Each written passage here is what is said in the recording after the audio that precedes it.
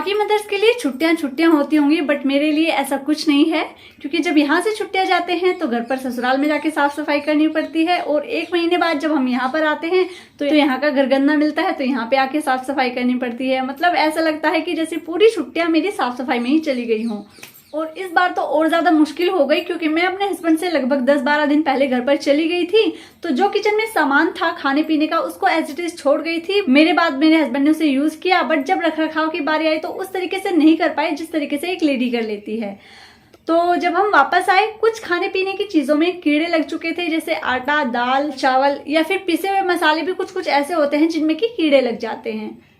तो मेरे वाली प्रॉब्लम आप लोग फेस ना करें, इसलिए आज आपके साथ मैं कुछ ऐसे टिप्स शेयर करूंगी जो इस मॉनसून आपके काफी काम आने वाले हैं।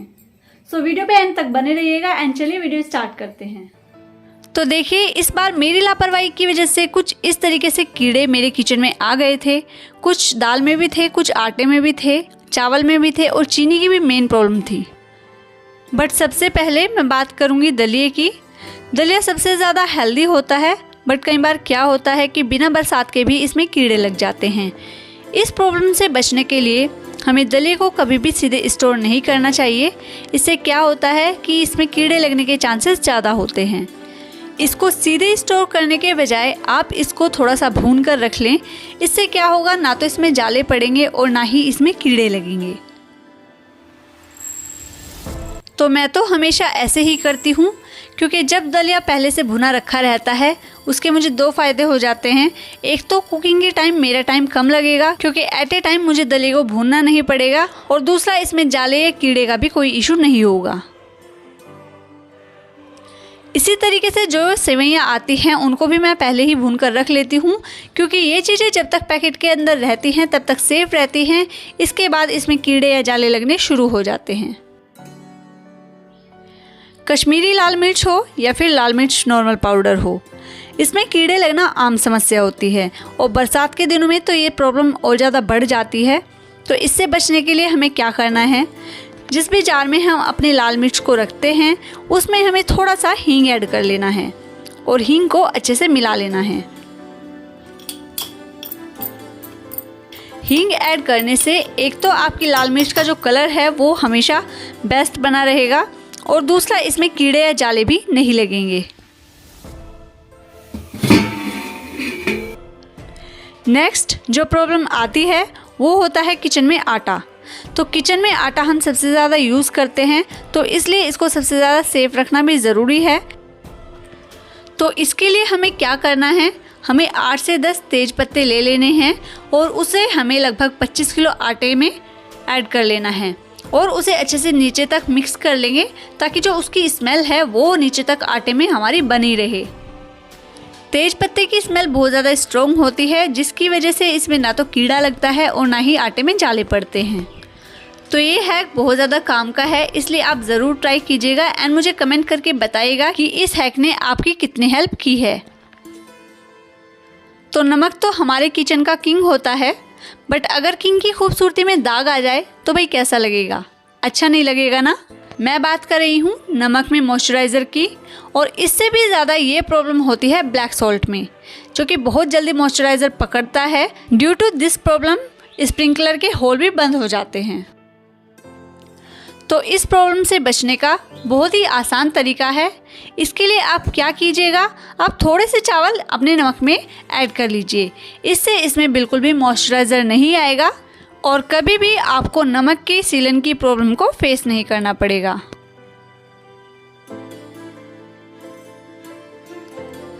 अब देखिए, ये सबसे कॉमन प्रॉब्लम है किचन में कि बरसात के दिनों में किचन में मक्खियाँ बहुत आती हैं। तो इससे बचने का सबसे आसान तरीका यही है कि हमें एक नींबू को कट कर लेना है, और उसमें जिस तरीके से मैं इसमें लौंग फंसा रही हूँ उसी तरीके से इसमें लौंग हमें डाल लेनी है। देखने में थोड़ा सा टोने टोट के जैसा लग रहा है, क्योंकि मैं कर रही हूँ तो मुझे ये अजीब लग रहा है, बट रियली ये वर्क करता है। ऐसा करने के बाद आप इसे किचन के किसी भी कॉर्नर में रख दीजिए। आप देखेंगे कि ना तो आपके किचन में मक्खियाँ आएंगी और ना ही किचन में फ्रूट फ्लाइज का अटैक होगा। तो वैसे तो बरसात के मौसम में पूरे घर में ही सीलन की स्मेल आती है, बट जहाँ तक हम इससे बच सकते हैं वहाँ तक हमें इससे बचना चाहिए। तो किचन के लिए आज मैं आपको एक टिप दूंगी, तो वो ये है कि अगर आप सीलन की स्मेल से परेशान आ चुके हैं या सीलन की गंदगी से परेशान आ चुके हैं, तो उसके लिए आपको लेना है बेकिंग सोडा, और बेकिंग सोडे को अच्छे से अपनी जो सिंक एरिया है वहाँ पर स्प्रेड कर देना है। और उसके बाद हमें एकदम खोलता खोलता पानी लेना है और उसको बेकिंग सोडे के ऊपर डाल देना है। बेकिंग सोडा और गर्म पानी मिलकर रिएक्शन करेंगे, जिससे सिंक के सीलन की जो स्मेल है और ड्रेन पाइप की जो गंदगी है वो सारी निकल जाएगी।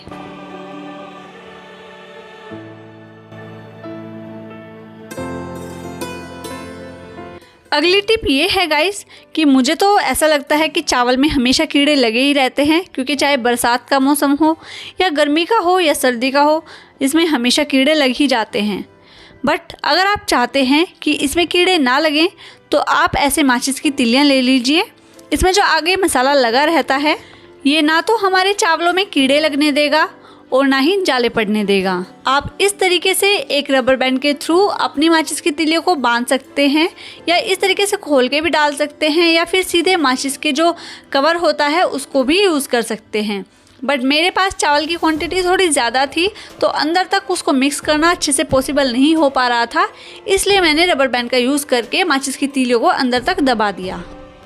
इसके अलावा आप इसमें सूखी नीम की पत्तियों का भी यूज़ कर सकते हैं।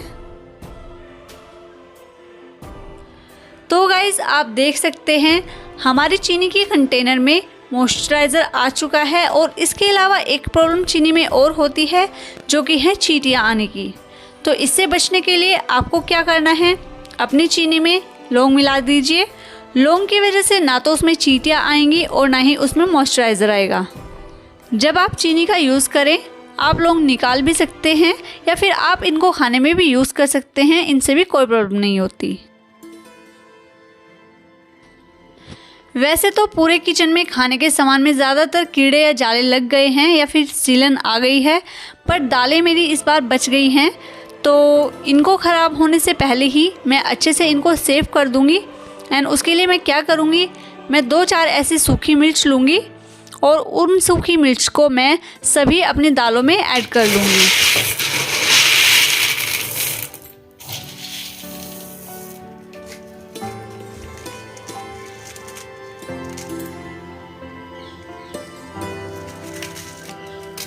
इन सूखी मिर्च की वजह से ना तो दालों में कीड़े आएंगे और ना ही जाले पड़ेंगे, बट ध्यान रखिएगा मिर्च एकदम सूखी होनी चाहिए।